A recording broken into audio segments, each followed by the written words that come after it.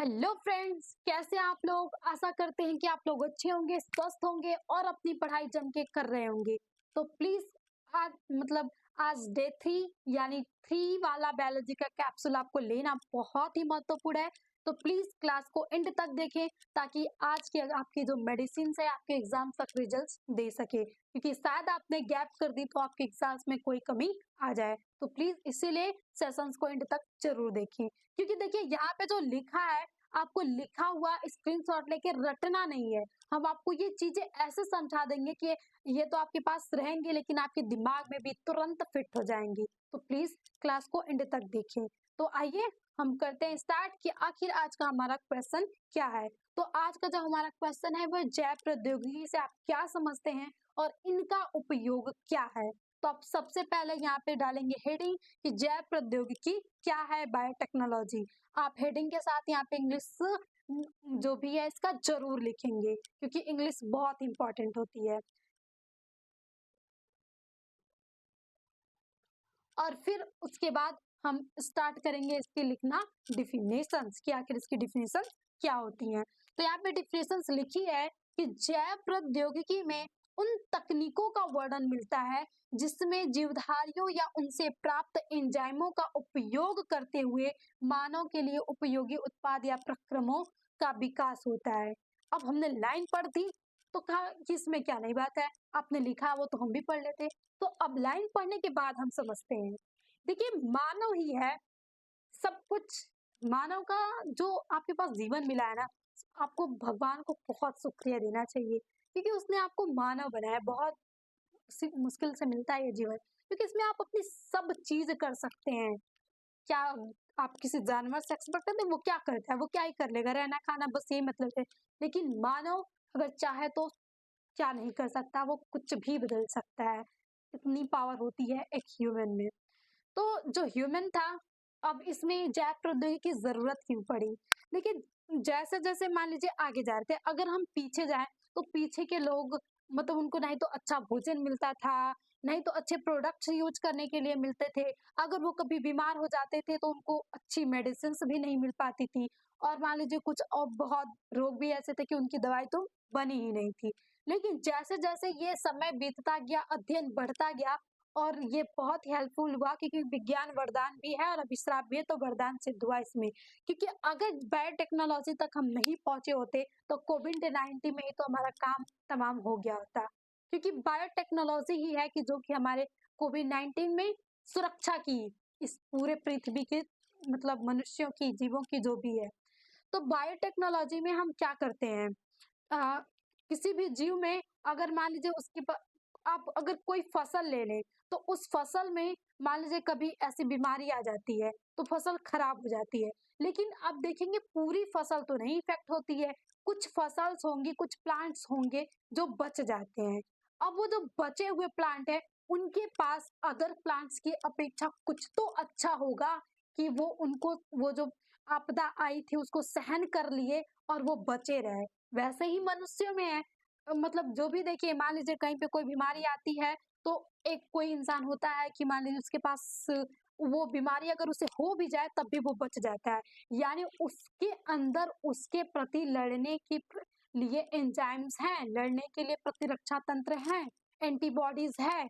और यही एंटीबॉडीज मान लीजिए उस इंसान को तो जिंदा रखेगी।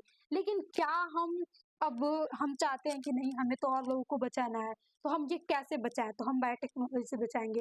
हम बायोटेक्नोलॉजी का यूज करके इस मानव से एंजाइम्स को निकालेंगे और फिर देखेंगे उसका केमिकल संगठन क्या है। अब क्या उसकी सारी एंटीबॉडीज तो हम निकाल नहीं लेंगे और सबको डालेंगे, तब भी तो नहीं संभव है। कितनी एंटीबॉडीज होगी भाई एक अकेले इंसान में। तो हम उसके केमिकल्स का अध्ययन करेंगे और फिर केमिकल का अध्ययन करते हुए और उस केमिकल को हम केमिकली तैयार कर लेंगे, कृत्रिम रूप से तैयार कर लेंगे आर्टिफिशियली, और फिर उसका उपयोग हम मानव में किसी भी प्रोडक्ट जो हम बनाए हैं करेंगे। तो अगर किसी रोग के लिए इंजेक्शन बनाए तो सभी को लग जाएगी और वहां से मानव का हेल्प हो सकेगी, उसका विकास हो सकेगा। तो यही तो जैव प्रौद्योगिकी है। बस कोविड-19 वाला दिमाग में रखिए कि हाँ उसमें देखा गया था किसी के कहीं से हमें एंटीबॉडीज मिली थी कि वो कोविड-19 के प्रति लड़ी, और फिर उसी एंटीबॉडीज का केमिकल संगठन तैयार किया गया लैब में और उसी को पूरे देश में, भारत ने तो और देशों को भी भेजा था चलाया गया, तो वो किसके अनुसार चलाया गया? तो वो जैव प्रौद्योगिकी। तो यही जैव प्रौद्योगिकी, इसको भी आप लिख देंगे तो कोई काटेगा नहीं आपसे बात। तो बस यही लिखना कि इसमें उन तकनीकों का वर्णन किया जाता है कि जिसमें किसी भी जीवधारियों से उनसे प्राप्त एंजाइमों का उपयोग करके हम मानव के लिए उपयोगी पदार्थ या को विकसित कर देते हैं। क्योंकि हमें जो भी चीज़ करना है भई मानव दूसरे के लिए क्यों करेगा? दूसरे जंतु जाति के लिए तो करेगा नहीं। प्लांट पे भी करता है तो वो खुद के लिए करता है, जीव पे भी करेगा तो खुद के लिए करेगा। गाय भैंसों में भी किया जा रहा है, ये सारे एंजाइम सब में डाला जा रहा है, जिसके कारण उनके दूध में ये मात्रा बढ़ सकती है और पोषक तत्व तो बढ़ सकते हैं। तो वो किस लिए? मानव के लिए ना, तो सब कुछ तो मानव के लिए ही होने वाला है। तो इसलिए मानव विकास के लिए है। तो ये आप डेफिनेशन में लिख देंगे और सबसे ज़्यादा जो आपको गौर देना है, ये डेफिनेशन आप लिखेंगे छोटी-सी अगर इतनी भी, तब भी आपकी डेफिनेशन का काम हो गया 1 नंबर का। आपका जो 4 नंबर है वो इस पे देखा जाएगा, 2 नंबर मान लीजिए इस पे मिल गया, तो बाकी जो मैक्सिमम नंबर है इस वाले पे देखा जाएगा कि कृषि क्षेत्र मतलब इसका उपयोग क्या है? तो आप 2 हेडिंग डालेंगे, कृषि क्षेत्र में और चिकित्सा के क्षेत्र में। यहाँ पे से आप 2 हेडिंग डालेंगे तभी आप बहुत लिख लेंगे। देखिए कृषि क्षेत्र में जैव प्रौद्योगिकी की सहायता से हम उच्च किस्मों और उच्च प्रतिरोधक क्षमता वाले फसलों का निर्माण किए हैं। जिसके कारण इसका निर्माण करने का कारण क्या था? भाई जनसंख्या बढ़ती जा रही थी, बढ़ती जा रही थी। अगर साइंटिस्ट लोग ये लाते नहीं तो फिर भूखमरी होता थी तो शायद कम भी हो जाती। लेकिन साइंटिस्ट अब उन्हें जो जीव आ गया ना उसकी सुरक्षा करना था। अब बाकी वो कंट्रोल करना वो तो हम पढ़ते हैं कि कैसे कंट्रोल किया जा सकता है जनसंख्या में, लेकिन भाई जो जीव है उसको हमें सुरक्षा प्रदान करना है। तो वो साइंटिस्ट लोगों ने प्रयोग किया तो जन भूखमरी से बचाने के लिए ये हम किसी भी फसल में उच्च रोधकता वाले जीन डाल दिए कि अब वो फसल बहुत ज़्यादा फसल देगी और वो उसे कोई भी आपदा नुकसान नहीं पहुँचाएगी और उससे हेल्प हुई तो मानव की। लेकिन ये किसके अनुसार की हम? जैव प्रौद्योगिकी के अनुसार की है। तो ये हो जाएगा कृषि क्षेत्र में।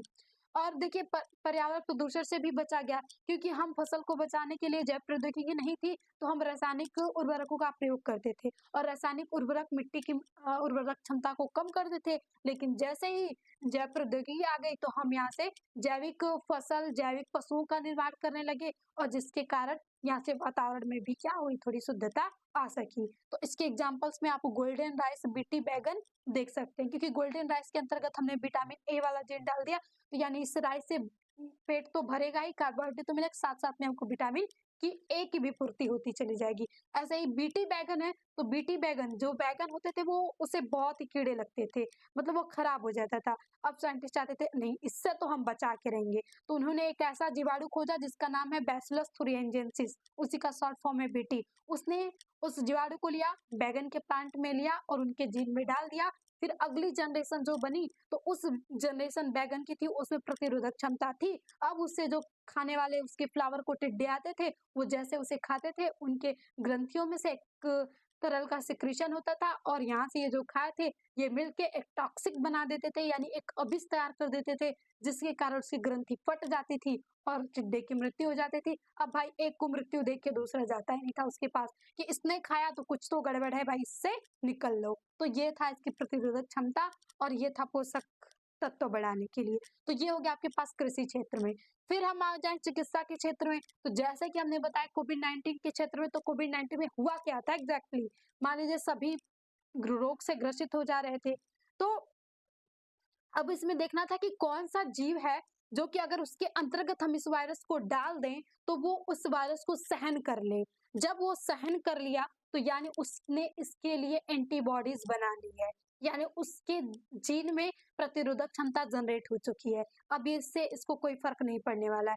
फिर क्या किया साइंटिस्ट, उस एंजाइम्स यानी उस एंटीबॉडीज को निकाले, फिर उसका केमिकल संगठन देखे और अपने प्रयोगशाला में उस संगठन के लिए बहुत मात्रा में तैयार कर दिए। फिर इंजेक्शन तैयार और हमारी सुरक्षा हो सकी कोविड-19 जैसे खतरनाक सिचुएशन से हम बाहर आ सके। तो वो चिकित्सा क्षेत्र में यही है। और देखिए कई अनुवांशिक विकार भी होते हैं। जैसे पहले था कि अगर कोई भी अनुवांशिक रोग हो जाता तो भाई उसका निदान करना मुश्किल था, लेकिन जैसे ही बायोटेक्नोलॉजी आ गई है तो अनुवांशिक विकार है ये जन्म से पहले ही से ठीक किया जा सकता है, क्योंकि जन्म से पहले हम उल्बेधन की क्रिया, एमनियोसेंटेसिस की क्रिया करते हैं। उसमें होता क्या है कि हम गर्भ यानी पेट से, स्टमक से एक इंजेक्शन धंसाते हैं और वो जाके वहां से एमनियोटिक फ्लूइड को लेके आती है और उस फ्लूइड से हम डिफाइन कर सकते हैं कि आखिर इसका पूरा गुणसूत्रीय संगठन। वहां से नर मादा लिंग निर्धारण भी हम कर सकते थे, लेकिन लिंग निर्धारण के लिए बैन लगाया गया था एमनियोसेंटेसिस के लिए, क्योंकि इससे बहुत ही मादा भ्रूण हत्याएं हुई थी।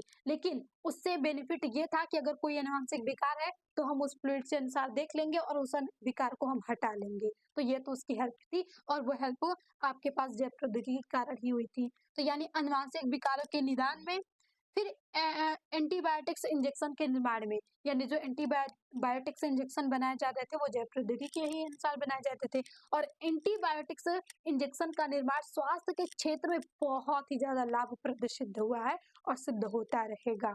तो ये हो गया आपके पास जैव प्रौद्योगिकी एंड इसके उपयोग। तो आई होप आपको इस सेशंस में तो बहुत ही मजा आया होगा, क्योंकि आपने इसे रटा नहीं, आपने इसे समझ लिया। अब आप इस क्वेश्चन को भूलने वाले नहीं हैं, अगर आपने एंड तक देखा है तो प्लीज मेरे भाई बहन आपसे रिक्वेस्ट है कि अगर आप क्लास के स्टार्ट करें तो उसे अंत तक जरूर देखें। तो अगर आपको सेशंस थोड़ा सा भी अच्छा लगा हो, थोड़े सा भी हेल्पफुल रहा, तो प्लीज अपने दोस्तों को शेयर कीजिएगा और एक प्यारा सा कमेंट्स जरूर लिखिएगा। और अगर आपका कोई डाउट रह गया तो उसको भी कमेंट्स में लिख दीजिएगा, आपको उसके रिप्लाई जरूर मिल जाएंगे। तो अब इसी के साथ मिलते हैं नेक्स्ट वीडियो में नेक्स्ट सेशन के साथ, यानी डे 4 कैप्सूल बायोलॉजी के साथ। तो बस जोश से पढ़ते रहिए, जोश कम ना होने दीजिए मेरे दोस्तों, ये जोश आपके एग्जाम्स में एकदम रंग ला के छोड़ेगा। तो again thank you, always be happy and be positive.